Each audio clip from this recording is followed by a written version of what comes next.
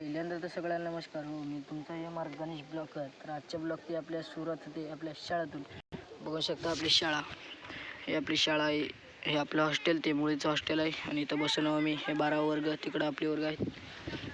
एवढं मोठं ग्राउंड आहे. हे लेकरं पतंग वगैरे उडत आहेत, बघू शकता.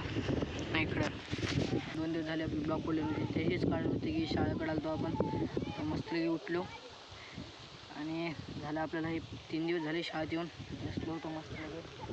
बघू शकता शाळेकडचं वातावरण कसं आहे ते बघू शकता. आत्ता वाजले 10 वाजत आहेत. 10 वाजले की जेवण करायला जायचं. जेवण करणं झालं शाळेत वर्गात बसायचं आणि 4-5 दिवस राहून घरी जायचं. तेच ते बघू शकता.